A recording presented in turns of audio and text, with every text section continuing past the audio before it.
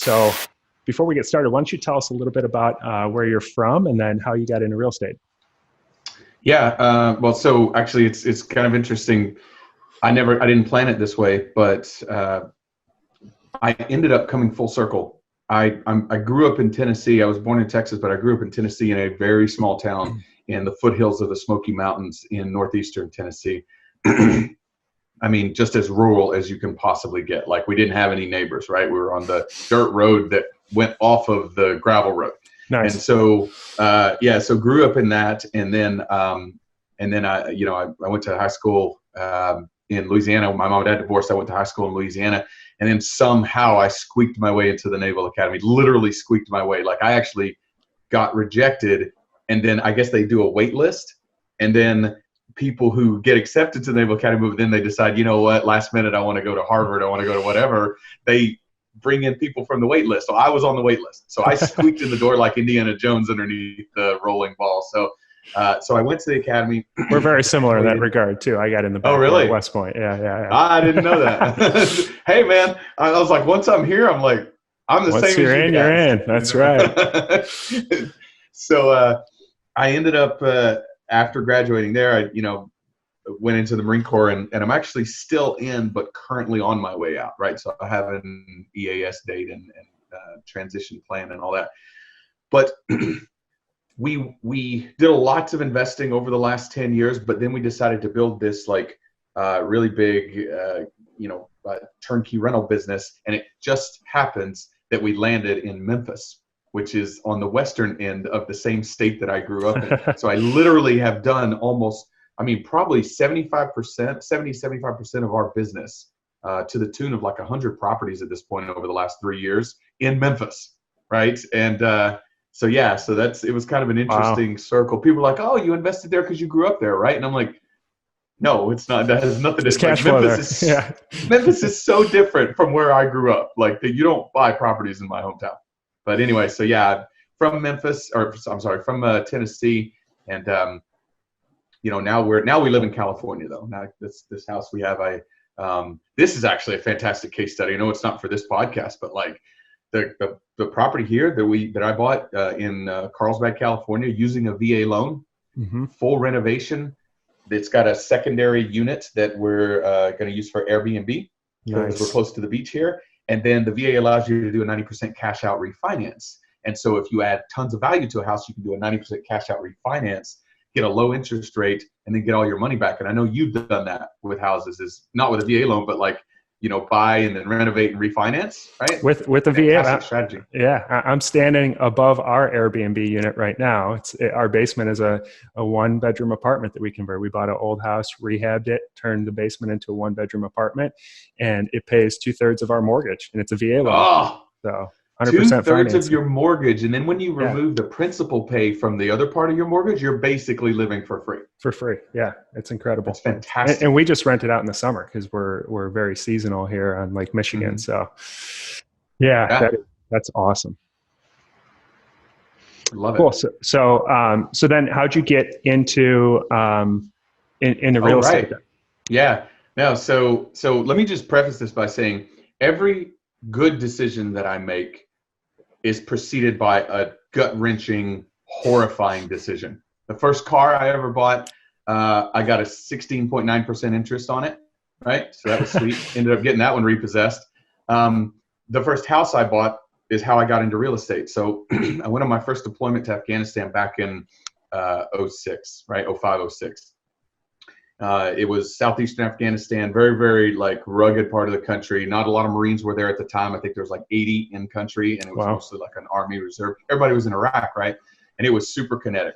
There was a lot of fighting going on and everything. So that was where my head was, right? But whenever I came back from that, I had a plan. And the reason I had a plan is because while I was out on a patrol one day, did an overnight thing. We put in security, and then I found Rich Dad, Poor Dad tucked between the seats of, one of the Humvees that I was in.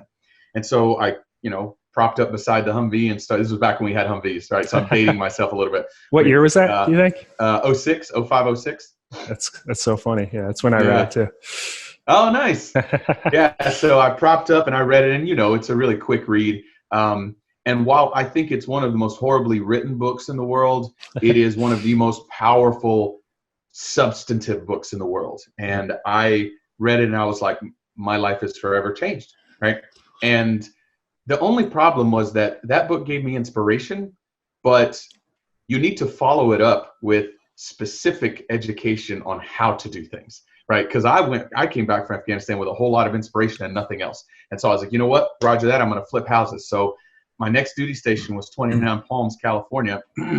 I rolled into 29 Palms. I went to the first place I went in 29 Palms. I didn't even go to a hotel first. First place I went was a real estate office. And I said, you know, is it a good time to buy houses? And he was like, June 2007, it's an amazing time to buy houses. It's the best, right? And so I was like, sweet, awesome. Find me the biggest piece of crap house you can find, because I'm going to buy it, I'm going to renovate it and flip it, make lots of money. He goes, Roger that, let's do it. So we went and found this 2-bedroom, 2-bath house that was a piece of crap. And I bought it. And I, over the next 18 months, put every dollar that I'd saved up, every dollar I had in the world, was about 30 grand. And then, you know, I bought these books at Home Depot and I YouTube stuff and, you know, renovated the entire thing inside and out, new roof, everything. It was beautiful when I finished with it. And I had it appraised. So I bought it for $150,000. I teach on this now. I still own this house, by the way. I teach on this now. I bought it for $154,000, put 30 grand into it, fully renovated it, made it brand new. I had it appraised after I finished, and it appraised for $70,000. 70. Oh. It lost over half its value while being fully renovated, and dragged all of my money into it. And so when I saw that, I was like, you mean 170? No, yeah, like, no. Yeah. No, he goes, the market has been crashing in historical, you know, like basically like fashion, you know, for the last 18 months. And you know, the town has lost 60% of its value. And so I don't know why. To this day, I honestly don't know why I thought this next thing. But I'm sitting here with this house that I have no money in. I've dumped all my money into it. And it's worth half of the value. And instead of thinking real estate sucks, what I thought was, this whole town's on sale. The entire town and the adjacent town to it, Yucca Valley, are on sale. They're 50% off. And the wars are raging. War in Afghanistan, war in Iraq, BAH is going through the roof. People, they're plussing up troop numbers. What if I just went the rental route?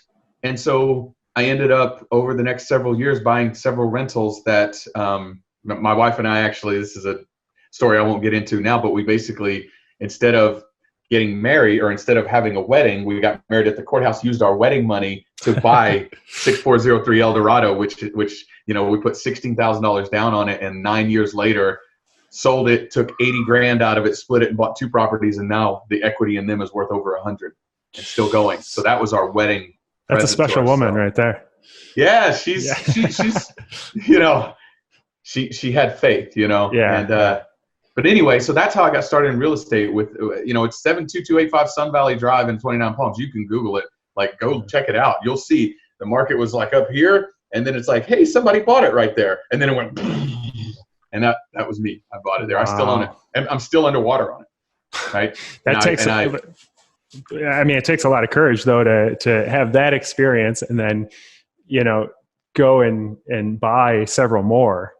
Most people are like, once they lose money, just like the stock market, you know, then they sell everything and they're panicking. That's right. That's right. And I took 2 things out of it. One is that, you know, something is only a bad deal when you sell it, right?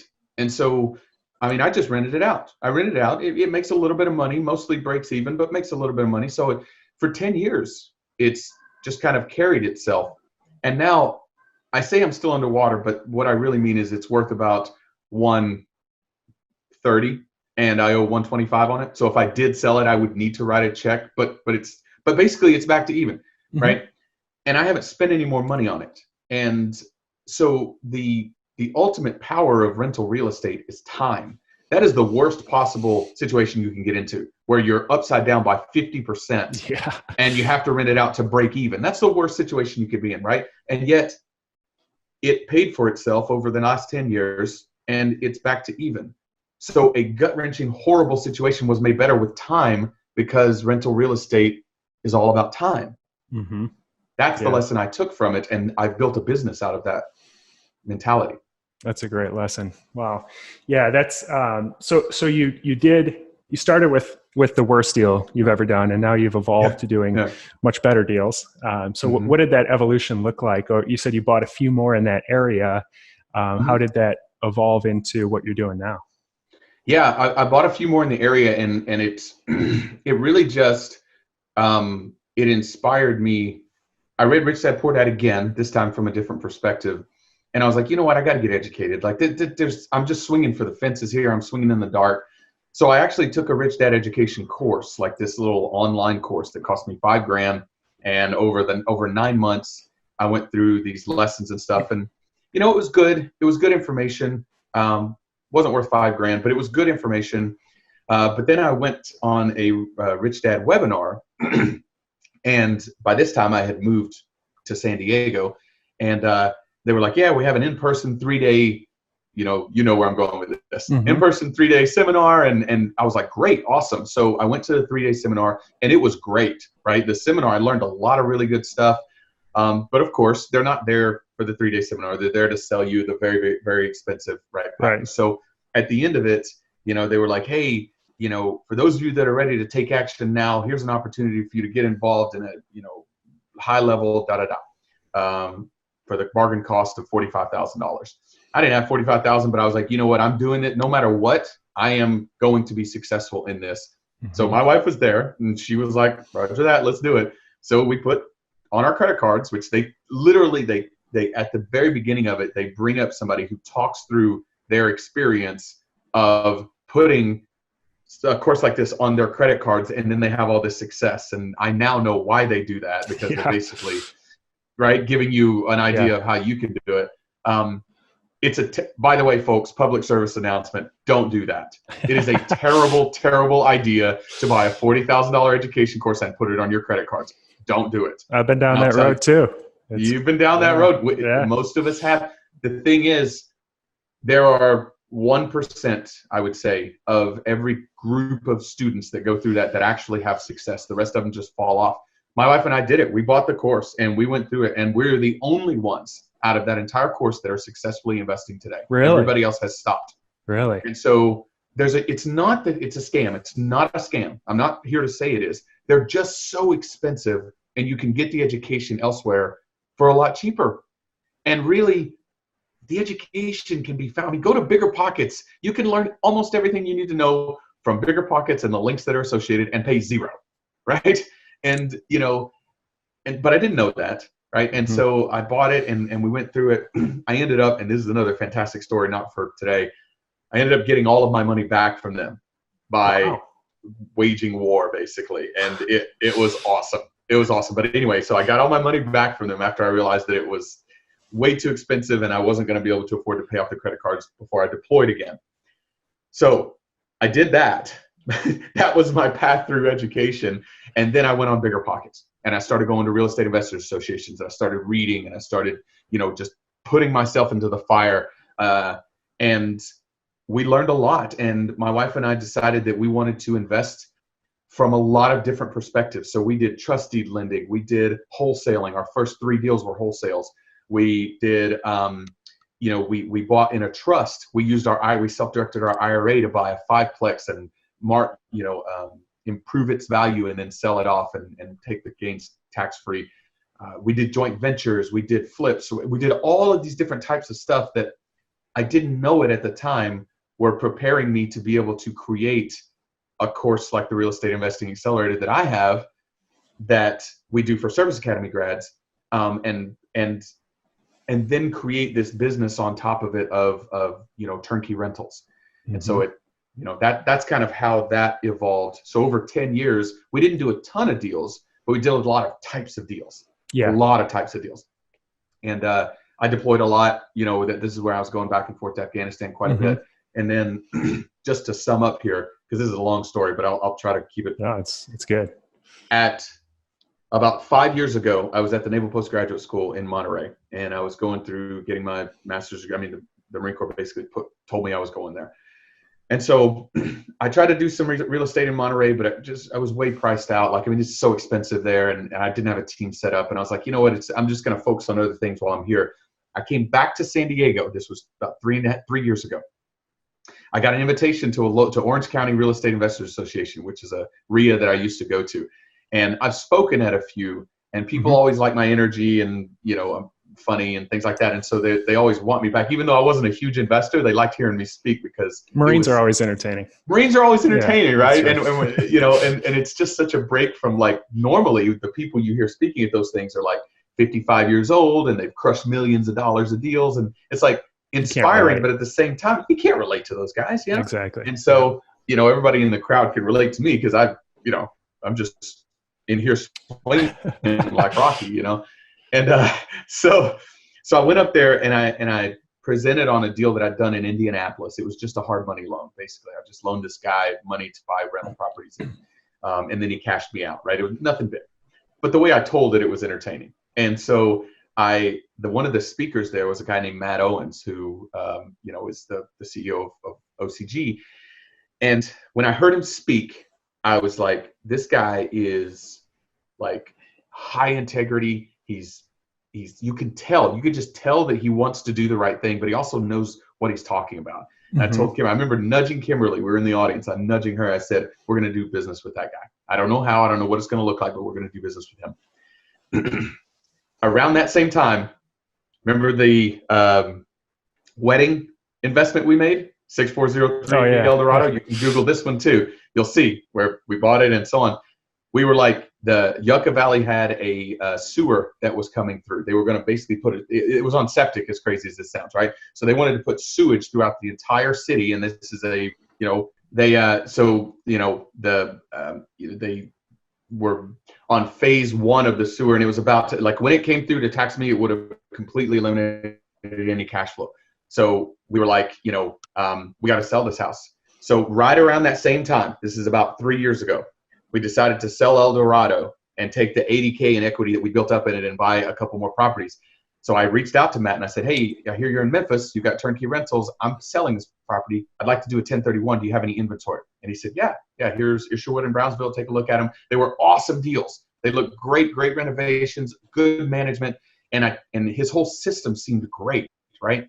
So I was like, okay, let's do this. And in the process, it struck me, and this is where the next business launched, that actually launched 2 more businesses after that. It struck me that for 10 years along my journey, all of my friends, all my other Marine friends and non-Marine friends, they were always like, man, I love what you're doing in real estate. I've always wanted to get in real estate. Can you hook me up with any deals? And I never had any extra deals. Who has extra deals, right? Yeah. And so, so I was like, no, but here's a book, or whatever. And I remember telling Matt, I was like, man, these are awesome. Isherwood and Brownsville are fantastic deals. I'm going to sell more of my properties in California and do more of these deals. But I've got friends who would jump on these. Do you have any extra inventory? And he said, yeah, we've got like 35 properties that are, just waiting to be sold. And I was like, this is amazing. I said, I don't know yet, but I have a hunch that my friends are going to be all over this. So it was a Saturday morning in February of 2016, Saturday morning, I believe. I called 3 of my friends. One of them my brother, and 2 of them were my Marine friends. And they all, like, not only yes, but hell yes. Like, right now, give me 2, give me 3, wow. Right? Because I just talked to them briefly through the numbers and all that stuff. And so I went back to Matt and I said, listen, I think we've got something here. I want to hook all my friends up with these properties, but I'm not going to do it for free, and I don't want to charge them. So let's talk, right? And so he and I agreed on, like a referral fee, basically, on the properties. And then, long story short, less than 3 years later, we bought 162 properties, and we have 15 more in escrow right now. And we have forced him. We bought all of his inventory, so we forced him to expand to Little Rock, St. Louis, Columbus. And then we're moving into Kansas City and would like to move into Indianapolis this year. So that's the current state of that particular part of the business. Wow. And that's the whole story of how it all happened. So yeah. There you go. Hey, hope you enjoyed this segment of the episode with Buddy Rushing. If you did like it, please hit subscribe. You can hit the little bell next to it. It will notify you when new videos come out, and new videos do come out every Wednesday. You can also listen to the entire interview with Buddy and with a lot of other really sharp guests at our podcast, Living Off Rentals podcast, on any podcast player. And you can join the Facebook community, Living Off Rentals Facebook group, and you can ask any of your questions there, continue the conversation.